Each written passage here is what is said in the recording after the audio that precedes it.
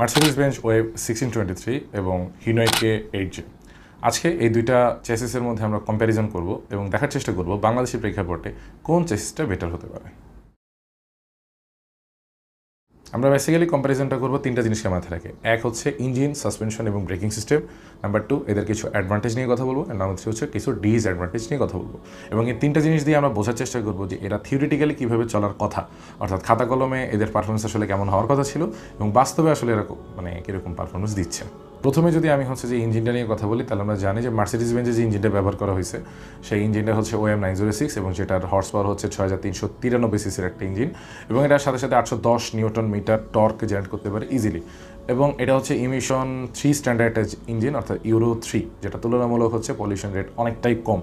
এবং আমরা যদি হিনোয়কে 8J দিকে তাকাই, তাহলে সেটা হচ্ছে 7684 সিসির একটা ইঞ্জিন এবং এটা হচ্ছে 804 নিউটন মিটার টর্ক জেনারেট করতে পারে এবং এটা হচ্ছে ইউরো ইমিশন 2 স্ট্যান্ডার্ড ইঞ্জিন, তুলনামূলক মার্সিডিজের তুলনায় বেশি পরিমাণ পলিউশন জেনারেট করতে পারে। এর পাশাপাশি যদি আমরা সাসপেনশনের দিকে তাকাই, তাহলে মার্সিডিজ বেঞ্জের সাসপেনশন হচ্ছে এয়ার সাসপেনশন, তার পাশাপাশি কিছু কিছু ক্ষেত্রে প্যারাবোলিক সাসপেনশন ব্যবহার করা হয়, যার কারণে টোটালি স্মুথ একটা জার্নি আপনি কিন্তু এখান থেকে পাওয়া উচিত। কিন্তু যদি আপনি হিনোয়কে 8J দিকে তাকান, তাহলে সেখানে হচ্ছে মাল্টিলিপ স্প্রিং সাসপেনশন ব্যবহার করা হয়েছে, যেটা সম্পূর্ণরূপে লোডের উপর ডিপেন্ড করে। অর্থাৎ যাত্রীর লোড যত বাড়বে তত বেশি স্মুথ একটা জার্নি আপনি পাবেন, যাত্রীর লোড যত কম হবে ঝাঁকুনির তুলনামূলক একটু বেশি হবে।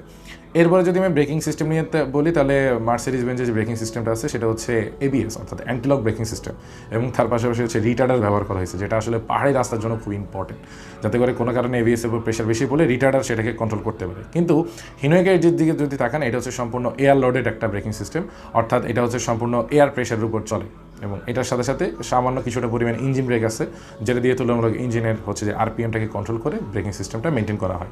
সুতরাং এইটা হচ্ছে কম্প্যারিজন। খাতা কলমের দিক থেকে যদি আমরা দেখি যে পরিমাণ সিস্টেম, তাতে মার্সিডিজ বেঞ্জ ওয়েভ 1623 এগিয়ে আছে, কিন্তু আসলে প্র্যাকটিক্যালি কিন্তু যেহেতু মার্সিডিজ বেঞ্জের ব্রেকিং সিস্টেমগুলো ম্যাক্সিমাম সেন্সর দ্বারা কন্ট্রোল হয়, সেন্সরগুলো ম্যাক্সিমাম টাইমে ফল্ট করছে। যেমন বাংলাদেশে মার্সিডিজ বেঞ্জ ওয়েভ 1623 হানিফের বহরে যখন ঢোকে, তখন সবথেকে বেশি আসলে ডিজাস্টারের সম্মুখীন হয়েছে, এটা আমরা জানি।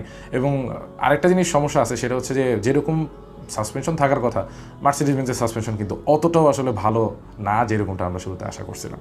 এবার আমরা কিছু অ্যাডভান্টেজ এবং ডিসঅ্যাডভান্টেজ নিয়ে কথা বলবো। ওকে, অ্যাডভান্টেজ এবং ডিসঅ্যাডভান্টেজ নিয়ে যদি একটু কথা বলি, তাহলে আমরা জানি যে মার্সিডিজ বেঞ্জ ওয়েভ 1623 এটা আসলে প্রায় 16 টন ওয়েট নিয়ে ঘুরতে পারে এবং এটা সেক্ষেত্রে হচ্ছে যে হিনোয়কে 8J এটা আসলে মাত্র 14 থেকে 15 টন পর্যন্ত ওজন নিয়ে চলতে পারে অ্যাকচুয়ালি। এছাড়া যদি আমরা মাইলেজের হিসাব করি, তাহলে আমরা এটাও জানি যে হিনোয়কে 8J যে মাইলেজটা সেটা কিন্তু একটু কম, সেটা হচ্ছে নর্মালি আমাদের 3 থেকে 3.5 বা সর্বোচ্চ 4 কিলোমিটার পর্যন্ত মাইলেজ দিতে পারে।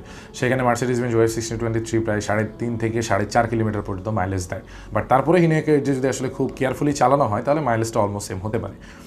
এরপরে আমরা যদি সাসপেনশনের কথা বলি, তাহলে আমরা জানি যে সাসপেনশনের যে সাইডটা থেকে হচ্ছে মার্সিডিজ বেঞ্জ ওয়েভ 1623 এগিয়ে থাকার কথা, কিন্তু আসলে খাতা কলমে খুব একটা বেশি এগিয়ে নেই, দুইটারই সাসপেনশন সিস্টেম অলমোস্ট সেম, কাছাকাছি। এছাড়া যদি আমি যে সাউন্ডের কথা বলি, ঝাঁকুনির কথা বলি, তাহলে সাউন্ড নয়েজ কিন্তু তুলনামূলক হিনোয়কে 8Jের তুলনায় ওয়েভ 1623-তে মাছ বেশি, অনেক বেশি, আসলে অনেক বেশি, যার কারণে এটা যারা সামনে বসেন তাদের জন্য এটা অনেক পেইন হয়ে যায়, বিকজ অফ এটাকে এসি করা হলেও এটার মধ্যে আসলে নয়েজ অত্যন্ত বেশি, তাই ক্যাবিন নয়েজের প্রবলেমের কারণে এটা তুলনামূলক রেটিং কিছুটা পিছিয়ে আছে।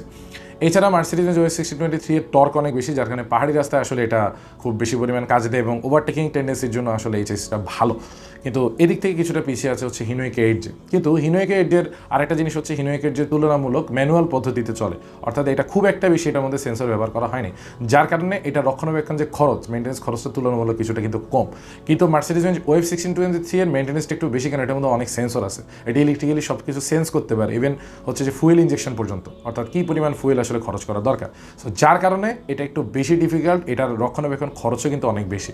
এবং আরেকটা জিনিস হচ্ছে যে তুলনামূলক হিনোয়কে 8Jের পার্টসগুলো বাংলাদেশে বেশি অ্যাভেলেবল, কারণ হিনোয়কে 1Jের একটা লম্বা সময় ধরে বাংলাদেশের প্রচলন থাকার কারণে আসলে এটার পার্টসগুলো কিন্তু বাংলাদেশে অ্যাভেলেবল, 8Jের পার্টসগুলো অ্যাভেলেবল। কিন্তু ওয়েভ 1623 একটু প্রিমিয়াম সেগমেন্টের চেসিস হওয়ার কারণে এটার পার্টসগুলো কিন্তু অত বেশি অ্যাভেলেবল না, সেক্ষেত্রে নষ্ট হয়ে গেলে এটাকে জোড়াতালি দেওয়াটা আসলে অনেক টাফ।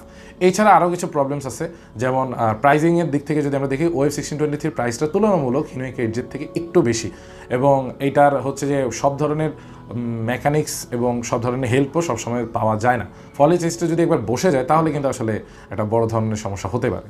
এছাড়া জ্বালানির একটা বড় ইস্যু আছে। নর্মালি হচ্ছে যেহেতু ইউরো 3 ইমিশন স্ট্যান্ডার্ড ইঞ্জিন ব্যবহার করা হয়েছে ওয়েব 1623-তে, এটা আসলে সাধারণত অনেক দ্রুত পরিমাণ হচ্ছে যে অনেক ভালো পরিমাণ তেল এটা লাগে।